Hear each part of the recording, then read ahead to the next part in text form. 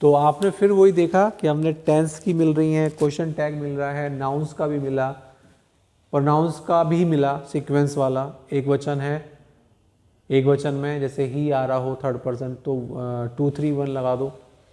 Plural आ रहा हो जैसे वी मिल रहा हो, दे मिल रहा हो तो 1 2 3 लगा दो। वो प्रोनाउंस का था, तो नाउंस भी मिल रहा है, प्रोनाउंस भी मिला, प्रीपोजिशंस मिल रही हैं, रीच आ गया आपका, डाई आ गया आपका, ठीक है।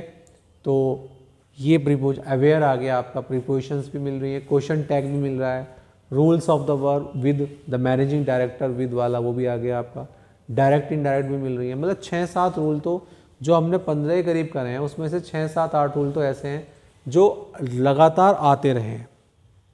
चलो भाई यहाँ करते हैं। I did not know that you have left. हाँ भाई पहला टेंस क्या चल रहा है, I did not know. Did not का मतलब होता है वर्ब की सेकेंड फॉर्म पास्ट।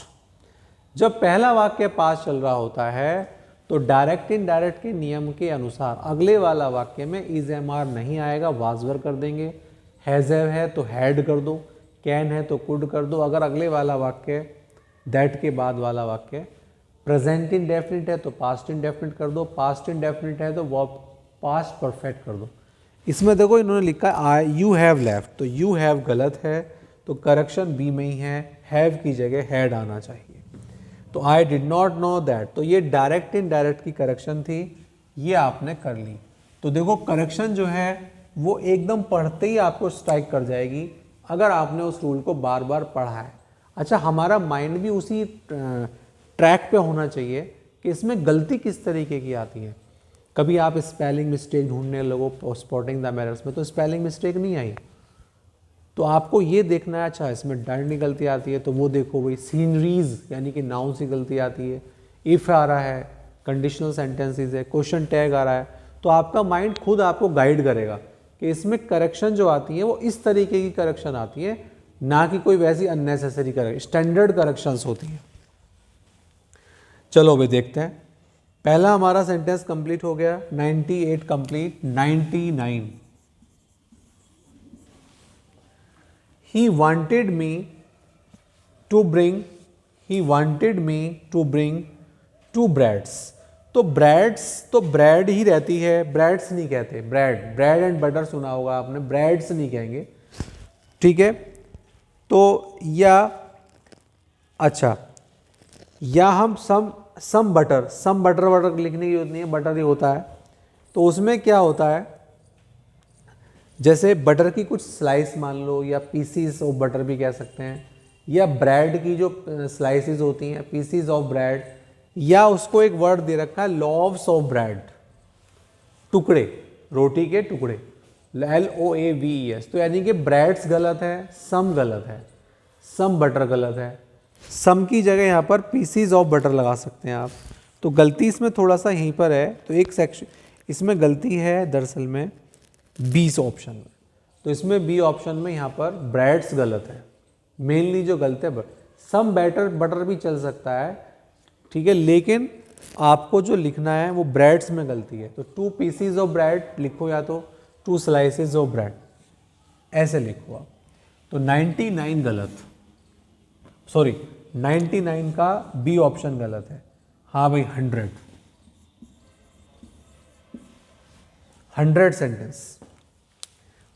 सेंटेंस चल रहा है। सोवा the parents are happy to know that a number of summer programs. हाँ भाई ए number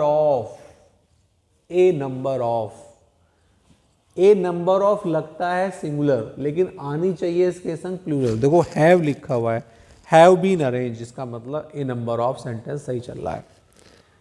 for the benefit of their children, तो इसका मतलब ये सेंटेंस को 2-3 बार जब पढ़ेंगे आप तो इसमें पाएंगे इसमें नो एरर है, कोई गलती नहीं है।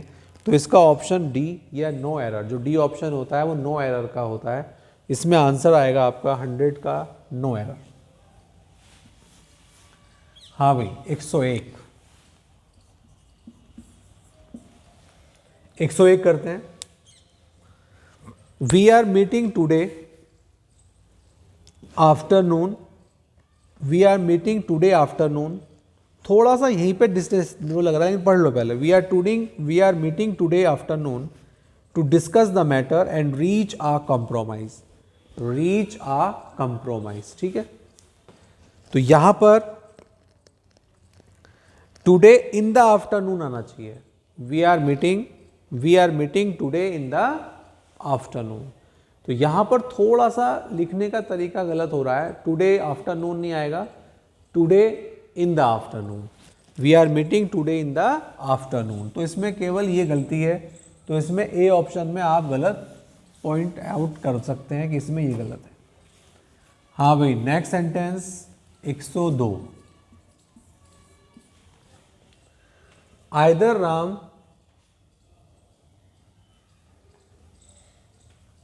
राम और यू, आइदर राम और यू। अब इसमें जो है ना, वैसे तो देखो अगर हम मतलब ज़्यादा टेंशन ना लें तो इसमें आपका जो है आइदर और आपको ध्यान होगा, आइदर और, नाइदर नॉर, बाद वाला। तो बाद वाला कौन सा है, इसमें यू है, बाद वाला यू है। तो यू के अनुसार क्या आना चाहिए, अगर हम करें यू के अनुसार तो आर आना चाहिए, ठीक है। ये यू अस लिख दिया इन्होंने गलती से, अस नहीं है ये इज है, यू एस अस लिखा है ना, अस नहीं है इज है, यू इज। तो हमें तो बाद वाले के अनुसार क्या आना चाहिए, आर आना चाहिए। तो ज़्यादा ना सोचते हुए इसमें बाद वाले के अनुसार मान के चलेंगे, ठीक है, बाद वाले के अनुसार मान के चलेंगे, इसके अंदर एरर। तो इसमें यू के साथ आर आना चाहिए। हाँ भाई, 103, 103, द स्टूडेंट फ्लैटली डिनाइड, बिल्कुल साफ, फ्लैटली डिनाइड, बिल्कुल मना कर दिया, that he had copied in the examination hall, कि उसने एग्जामिनेशन हॉल में कॉपी की थी, बिल्कुल साफ मना कर दिया। ये ध्यान रखना, डिनाई के साथ कहीं भी नॉट नहीं आना चाहिए, इसमें कहीं भी नॉट नहीं है, ठीक। तो इसका मतलब ये वाला सेंटेंस नो एरर में आएगा, ये बिल्कुल सेंटेंस राइट है, 103 के अंदर कोई भी गलती नहीं है। नेक्स्ट सेंटेंस 104,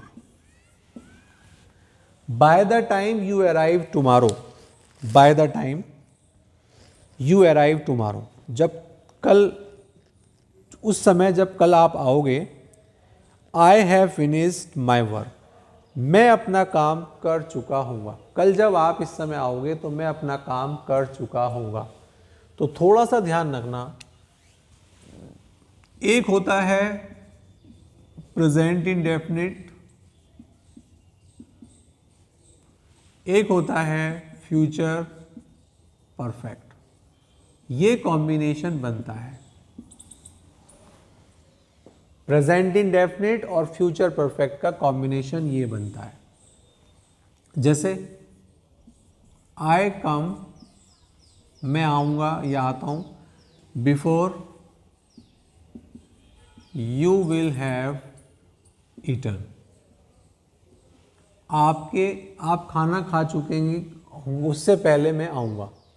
तो यहाँ पर अगर आपको ज़्यादा सोचो मत ना, बिफोर जो एक सेंटेंस बनेगा फ्यूचर परफेक्ट, एक बनेगा प्रेजेंट इंडेफिनिट, ज़्यादा सोचने की ज़रूरत नहीं है। एक फ्यूचर परफेक्ट ले आओ, क्योंकि दो फ्यूचर एक साथ नहीं आ सकते। मेरे आने से पहले आप खाना खा चुके होंगे, मेरे आने से पहले, तो आई विल कम आना चाहिए, लेकिन दो फ्यूचर हो नहीं सकते। तो एक खाना खा चुके होंगे, आप खाना खा चुके हो, तो खाना खा चुके होंगे, इसको तो बना दो फ्यूचर परफेक्ट, ये तो बन गया फ्यूचर परफेक्ट, और जो इसके बाद वाला बना दिया वो बना दो प्रेजेंट इंडेफिनिट। ये एक सीक्वेंस आप माइंड में रखेंगे। अब इन्होंने क्या करा, यू अराइव टुमारो, अराइव कौन सी फॉर्म है, फर्स्ट फॉर्म, एक सेंटेंस तो बनाकर दे दिया, तो आप दूसरा क्या बना दो, फ्यूचर परफेक्ट बना दो। तो यहाँ पर बना दो आई विल हैव या shall have, I will have finished my work. तो इसका मतलब गलती इसमें बी में है। बहुत अच्छा सेंटेंस, इंपॉर्टेंट सेंटेंस। एक आपने किया होगा, जब बिफोर आफ्टर आते थे तो पास्ट परफेक्ट आता था और पास्ट इंडेफिनिट, उसी का एक वो है ये कि इसमें प्रेजेंट इंडेफिनिट के साथ फ्यूचर परफेक्ट चलता है, ये आपको ध्यान रखना पड़ेगा। टेंस की करेक्शन थी। हाँ भाई 105, ये करेक्शन है आपकी प्रीपोजिशन की। The speaker stressed repeatedly on आप in the importance of improving the condition of the slums. The speaker stress repeatedly, आपको वर्ड बताए थे एम्फेसाइज और स्ट्रेस, दोनों का मतलब एक ही होता है, लेकिन इनके साथ कोई प्रीपोजिशन, नो प्रीपोजिशन, ठीक, कोई प्रीपोजिशन, तो इसका मतलब इसमें ऑन नहीं आने का। तो यहां पर जो ऑन लिखा है यानी कि ऑप्शन ए में रिपीटेडली ऑन नहीं आएगा। लेकिन एक बात यहां पर बताई थी आपको, अगर एम्फेसिस लिखा हो, एम्फेसिस, एम्फेसाइज ने लिखा है तो इसके संग ऑन आ सकता है। ये एग्जाम में आई हुई परेशानी है। तो ये करेक्शन थी आपकी प्रीपोजिशन की। हमें वो रूल याद रहना चाहिए, कौन सी वर्ब ऐसी थी जिसके साथ कोई प्रीपोजिशन नहीं आती। उसमें अटैक भी था, एंटर भी था, इन्वेस्टिगेट भी था, ऑर्डर भी था, ठीक है, रीच भी था। ये सब ऐसी वर्ब थी जिनके साथ कोई प्रीपोजिशन नहीं आती है। हाँ भाई नेक्स्ट करते हैं। 105 हो गया था, 106, 106, the captain with the members of his team are returning. हाँ भाई कैप्टन विद लिखा है। अभी एक रूल किया था रूल्स ऑफ द वर्ब में, विद है, अलोंग विद है, टुगेदर विद है, बिसाइड्स है, इन एडिशन टू है, पहले वाले के अनुसार, तो यानी कि कैप्टन के अनुसार आएगा। अब जब कैप्टन के अनुसार आएगा तो बी ऑप्शन में आर नहीं आएगा, इज आएगा। बी ऑप्शन में क्या आएगा, आर नहीं आएगा, इज आना चाहिए। तो the captain with the members of his team is returning after a fortnight means 15 days. चलो इसको इतना